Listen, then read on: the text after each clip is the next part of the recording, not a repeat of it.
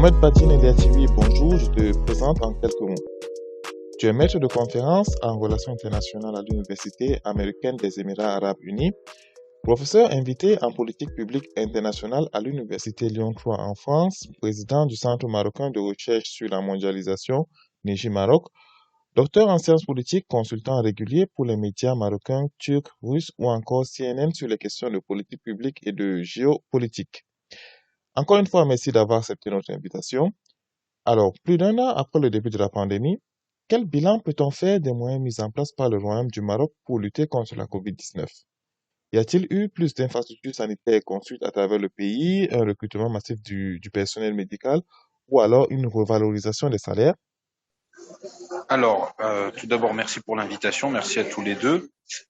Pour répondre à cette question, on a eu donc un changement de gouvernement au Maroc qui a été opéré après les élections du 8 septembre. Et en fait, tout le monde attendait ces élections pour savoir si le PJD, le Parti de la Justice et du Développement, allait poursuivre pour un troisième mandat après 10 ans à la tête du gouvernement ou si une nouvelle majorité allait apparaître. Donc on a eu le droit à une nouvelle majorité qui est dominée par un parti qui s'appelle le Rassemblement national des indépendants. Et en fait, tout le monde était impatient puisqu'il y a eu la remise d'un rapport en début d'année qui s'appelle le modèle sur le nouveau développement. Et dans ce rapport qui a été mis en place par une commission qui n'avait rien à voir avec le gouvernement, qui était une commission royale, comme on appelle ça au Maroc, cette commission royale composée d'anciens hommes politiques, d'universitaires, d'experts, même d'artistes, a proposé différentes pistes sur différents secteurs, éducation, économie, la santé bien évidemment, etc. Et donc là, ce qui va se passer, c'est que le nouveau gouvernement qui a démarré début octobre, suite à la constitution de la nouvelle majorité, va devoir mettre ça en place. Et le premier acte symbolique du nouveau gouvernement, de la nouvelle majorité parlementaire, c'est un projet de loi de finances pour 2022 qui justement vise à créer plus d'hôpitaux en partenariat public-privé et le recrutement de médecins. Parce que c'est un véritable problème, le nombre de médecins par habitant au Maroc est considéré comme beaucoup trop faible par rapport à une population qui augmente en permanence et qui a des besoins supplémentaires en dehors du Covid. Mais on a l'impression que le Covid, conjugué au fait que la commission avait été nommée juste avant le déclenchement du Covid, 6 mois avant, en fait, a profité quelque part au personnel de santé et au secteur de la santé en général, puisqu'il va y avoir une accélération du recrutement des médecins et des infirmiers. Ce programme va porter sur toutes les grandes villes du pays ou alors même au niveau des villes secondaires? Alors l'idée, c'est d'avoir un projet qui prenne en compte à la fois les zones urbaines et les zones rurales. Parce que certes, il y a une donnée qui est importante à prendre en compte quand on parle du Maroc, mais qui existe pour beaucoup de pays africains. Mais là, on est concentré sur le Maroc. En 1960, 4 ans après l'indépendance, 70% des Marocains vivaient en zone rurale et seulement 30% en zone urbaine. Okay. En 2020, on était avec des chiffres complètement inversés. 70% des Marocains vivent en zone urbaine et plus que 30% en zone rurale. Et 30%, ça reste une partie significative car il y a quasiment un Marocain sur 3. Donc le plan sera vraiment pour tout le monde. La vraie question qui va se poser au niveau de la mise en œuvre, parce que là on est sur des grandes lignes et on est sur des projets, ça va être comment on va réussir à motiver et à quelque part inciter des jeunes médecins et des jeunes infirmiers issus des villes à aller travailler en zone rurale. C'est un problème qui existe même pour les pays les plus développés. Et donc ça va être la vraie question au niveau de la marge de manœuvre budgétaire, mais aussi au niveau de l'incitation financière et de l'incitation aussi en termes de carrière. Donc ça va être une grande tâche pour le futur gouvernement. Merci pour ta réponse. On a parlé un petit peu des différences qu'il pouvait y avoir entre les zones rurales et les zones urbaines. L'année dernière, quand on a fait notre podcast il y a un an jour pour jour sur la situation au Maroc, justement le Maroc était un pays pionnier dans l'accès aux vaccins et commençait déjà à négocier avec la Chine pour l'accès aux vaccins Sinopharm et faisait des tests anticipés. Alors ça, on va y venir dans nos prochaines questions. Mais pour rester sur justement les mesures mises en place dans les politiques de la santé vis-à-vis de la population marocaine. On sait que le Maroc est composé de pas mal de minorités différentes, il y a beaucoup de populations migrantes, régulières et non régulières, des migrants sans papier. Officiellement, les politiques publiques de la santé marocaine cherchent à les intégrer, notamment dans l'accès aux vaccins. Est-ce que l'accès aux vaccins est possible pour des populations qui sont sans papier, qui sont en situation irrégulière, ou est-ce que pour l'instant, ça reste compliqué au vu des politiques de la santé marocaine? Alors pour le moment, ça reste compliqué puisque par définition, étant irréguliers, souvent ils se cachent parce qu'ils ont peur d'être expulsés. Donc ça complique un peu les choses. En revanche, pour les personnes en situation régulière, ils ont été traités de la même manière que les Marocains dans l'accès aux vaccins. Donc toute la question maintenant pour les populations irrégulières, ça va être de voir comment les traiter et les réseaux associatifs essayent de jouer un rôle, on va dire, un peu de liant entre les autorités gouvernementales et ces populations. Mais ça reste, c'est vrai, très compliqué puisque par définition, ils veulent pas être connus des autorités. Alors, Badine, je vais continuer dans la même lancée que Nicolas. Là, plus parler du pass sanitaire. Il y a quelques semaines, le gouvernement a annoncé l'installation justement de ce pass. Et cette mesure a été accueillie d'une manière un peu mitigée au niveau de la population. Alors, quelles sont les mesures que le gouvernement met en place pour justement essayer de résoudre ce problème? Est-ce qu'il y a des rencontres avec les autorités religieuses, les autorités au niveau local, essayer de résoudre ce problème? Alors, au niveau du pass, étant donné qu'on a 70% de la population qui a été vaccinée, ce qui est le taux le plus élevé en Afrique, on se pensait que ça allait être beaucoup plus simple à mettre en place. Ce qui s'est passé, c'est qu'il y a une conjonction, on va dire, d'intérêts contraires qui font que, par exemple, on a une personnalité comme Nabila Mounib, qui est une parlementaire d'un parti de gauche, d'opposition, qui est médecin d'ailleurs, qui a essayé de mener l'opposition au pass, puisque le pass est imposé dans les administrations, dans les banques, dans les cafés, les restaurants et les centres commerciaux, et que les employeurs vont pouvoir le demander très bientôt à leurs employés. Ce qui pose aussi problème pour tous les gens qui habitent en périphérie des grandes villes, Rabat, Casablanca, Tanger, Fès, Marrakech, et qui ne vivent pas dans ces villes-là, et qui peuvent vivre dans des villes périphériques comme c'est le cas dans beaucoup de pays. Ces gens-là sont obligés de prendre le train ou bien d'utiliser leur voiture pour pouvoir se rendre. Et donc, il y a des contrôles dans les gares et il y a des barrages à l'entrée des villes. Et donc, on ne les laisse pas passer, ce qui fait qu'ils ne peuvent pas se rendre sur leur lieu de travail. Étant donné que petit à petit, le télétravail commence à être réduit, voire supprimé, ça les met dans une situation difficile vis-à-vis de leur employeur. D'ailleurs, certains employeurs aussi demandent un peu plus de temps puisque la mesure a été mise en place très rapidement, puisque un lundi soir, la population a été prévenue pour le jeudi. Ce qui fait qu'aussi il y a eu un afflux de ceux qui n'avaient pas été vaccinés, qui ne voulaient pas se faire vacciner, qui n'avaient même pas de première dose. Voilà. Donc on a cette personne Nabila Mounib qui a joué un rôle clé. On a d'autres personnes comme Rachida Hachachi qui ont joué un rôle clé. Rachida Hachachi, je ne sais pas si vous le connaissez, c'est un polémiste qui est aussi enseignant. Il est docteur en économie et il intervient beaucoup sur Radio Lux et dans certains médias comme le 360. Il est qualifié, on va dire, d'auteur nationaliste, traditionnaliste. C'est un jeune, il a près 40 ans ou un petit peu moins même, et qui, en fait, ses détracteurs le présentent comme le Alain Soral marocain, puisqu'il publie régulièrement pour Égalité et Réconciliation. Et on remarque dans le vocabulaire qu'il utilise et l'argumentation beaucoup d'emprunts à Alain Soral. Ça, c'est intéressant.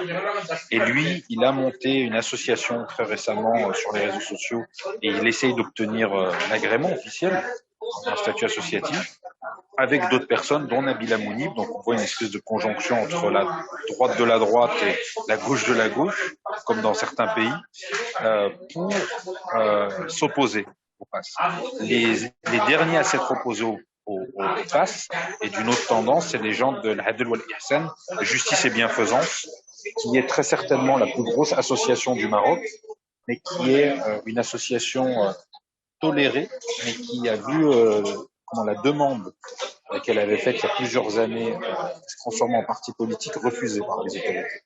Puisque c'est un mouvement tendance islamique, soufi, qui existe depuis les années 70 et qui ne reconnaît pas le statut de commandeur des croyants du roi, puisqu'ils veulent revenir au califat et un discours religieux derrière et un peu fin du monde.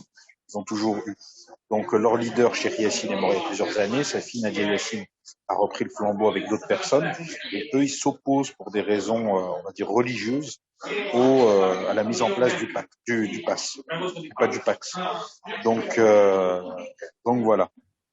Mais on se rend compte qu'il y a eu des manifestations dimanche dernier et le dimanche d'avant, 2 dimanches de suite, dans les grandes villes principalement. Et c'est plutôt des jeunes qui ne veulent pas se faire vacciner, soit pour des raisons, on va dire, de liberté individuelle, considérant qu'on ne peut pas leur imposer de se faire vacciner pour pouvoir avoir accès à des lieux de loisirs ou même à travailler. Et donc ça, c'est plutôt pour des raisons, on va dire, festives, récréatives. Et il y a des gens qui sont contre pour des raisons religieuses ou politiques, idéologiques. Ok. Tu parles de contestation, de nationalisme et de souveraineté, ou en tout cas de liberté individuelle en interne. Et tu parles du vaccin justement sur la scène internationale.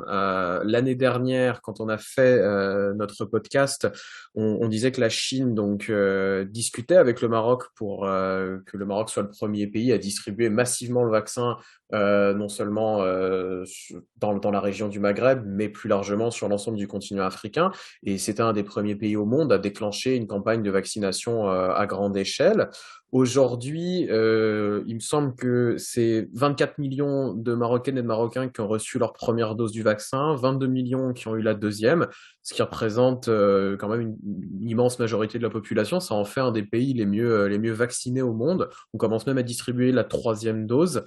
C'est essentiellement les vaccins Sinopharm, Sputnik 5 et AstraZeneca.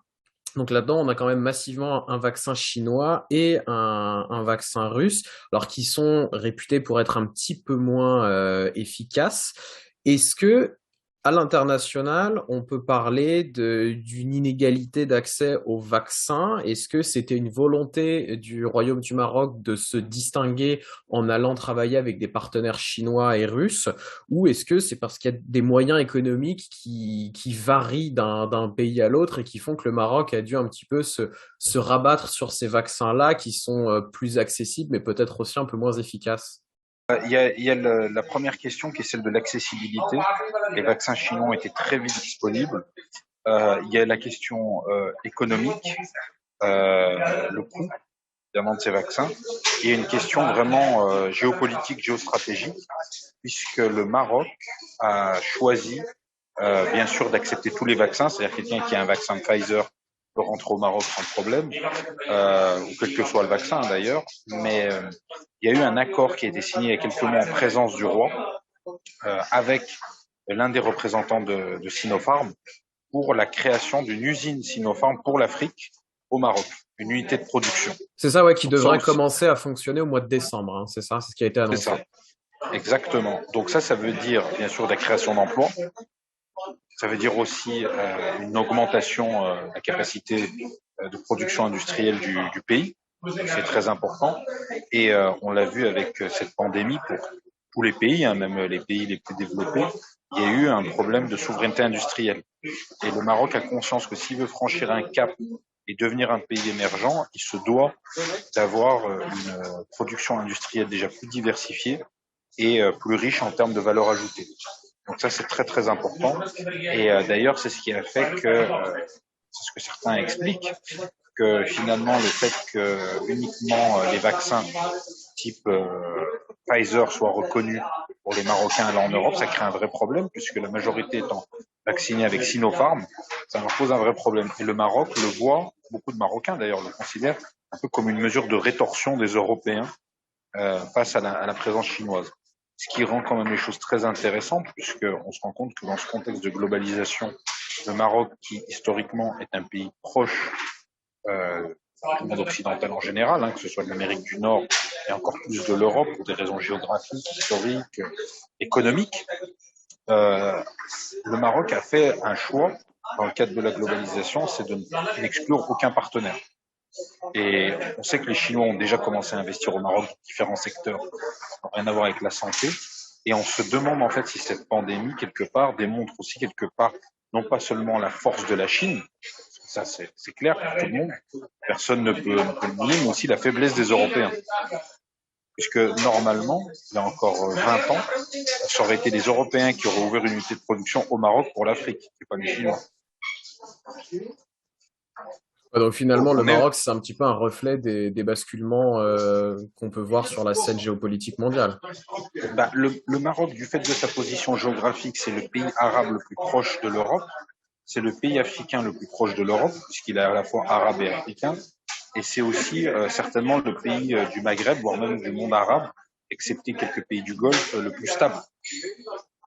Donc quelque part, ça attire aussi des investisseurs, qu'ils soient européens, américains, chinois, ou quelle que soit leur nationalité, puisque l'investisseur, quelle que soit sa nationalité, cherche la stabilité. Il ne peut pas investir des centaines de millions, voire des milliards de dollars dans un pays qui n'est pas stable politiquement. Donc voilà, mais l'un ne va pas sans l'autre. Enfin, l'économie, quelque part, est une priorité pour le Maroc, parce que sans ça, le Maroc ne peut pas survivre économiquement. Il est étranglé, comme tout le monde d'ailleurs. Et le Maroc n'a pas la capacité de certains pays, par exemple comme la France, à dépenser sans compter. Et le quoi qu'il en coûte, certes au Maroc, il a été mis en place, mais par rapport aux moyens du Maroc. Ok. Moi, j'ai plus de questions de mon côté, Younous. Je sais pas si tu avais d'autres choses en tête. Moi non plus, c'est bon. Parfait. Merci beaucoup, Badine, d'avoir répondu à toutes nos questions sur Merci le Maroc. Merci à vous. Merci. Un an après.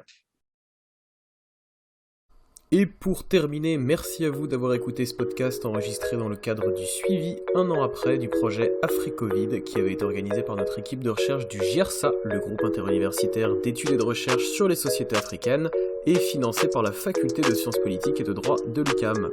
Ce podcast a quant à lui été soutenu par l'AEC-SSPD, l'association des études au cycle supérieur de sciences politiques et de droit, que l'on remercie également chaleureusement.